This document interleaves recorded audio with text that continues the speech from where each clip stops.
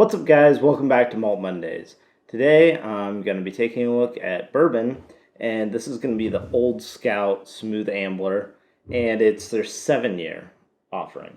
So, Old Scout is a brand that sources their whiskey, which means they don't distill it themselves. They actually go around to different distilleries and purchase barrels, and in this case, they purchase it from the distillery MGP, which is a large corporation. They produce millions of gallons of whiskey a year, and they produce it for a lot of the non-distiller producers like Smooth Ambler. So essentially what Smooth Ambler does is they go to MGP and they pick out barrels that are 6 years old or 7 years old in this case, and they taste them, and they find the ones that they think are really exceptional, and they purchase those barrels and bottle it themselves. This is a great way for a company that wants to start distilling their own whiskey to make some money early on before they are able to build their own stills and have their own aged product.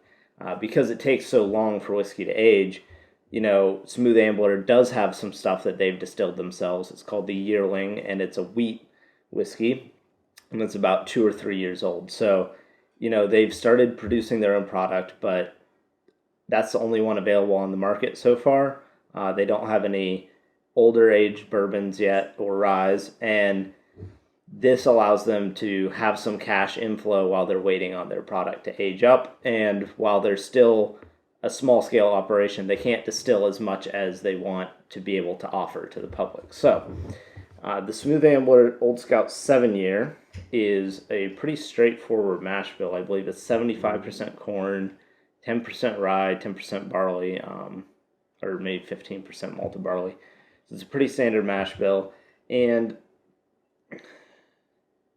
their 10-year, I believe, is discontinued now. And then they also make a single barrel offering that's usually 10 or 11 years old.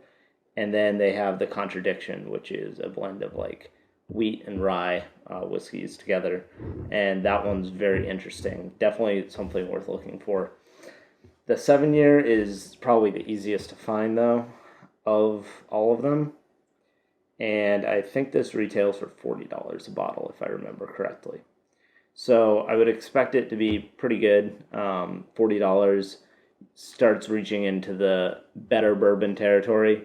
$30 is where you start getting like good quality bourbon, and past 60 is once you start getting into the premium market. So $40 is kind of right in that middle ground of it should be really solid for what it is. And this is bottled at 50% ABV, or 49.5% ABV. So it should have a little bit of kick to it, but hopefully it's still really smooth. Let's see how it smells.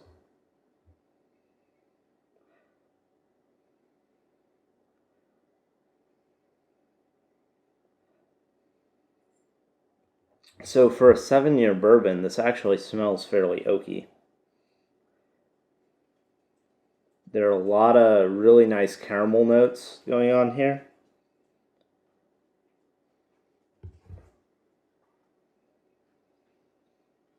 Definitely a lot of vanilla and toffee.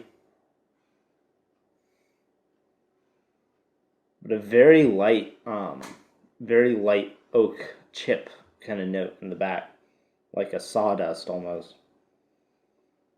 It smells more like fresh cut wood actually than like old oak.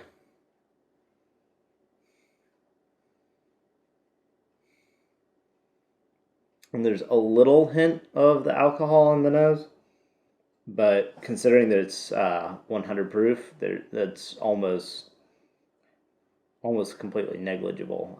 You have to expect on a higher proof whiskey like this, you'll be able to smell it a little bit, but really there's just a lot of nice aromas going on. So let's see how it tastes.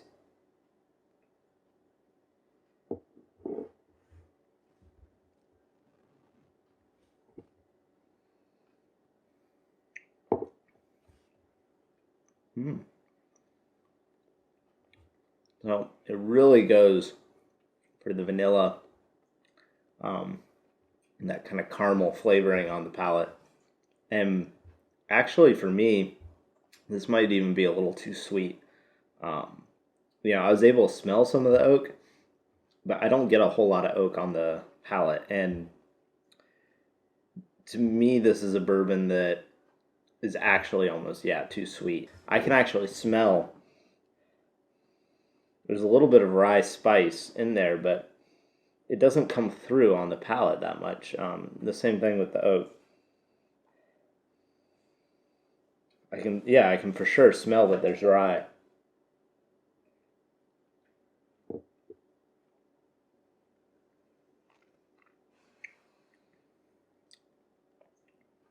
But it's still just a very sweet bourbon.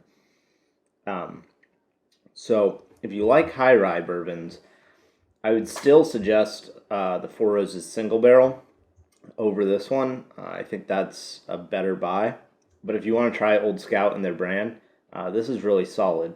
It's $40 and it's high proof, so you're getting a lot of whiskey in the bottle.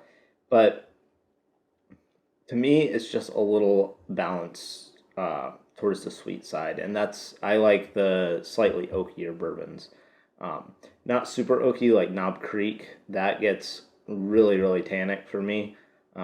But this is for sure tending towards the sweet side, even with the rye in it. So although it's really good, I'm going to say this is try it before you buy it bourbon. So please, as always, let me know what you think of this bourbon down in the comments below. And come back next week for more videos. And don't forget to subscribe. Thanks for watching.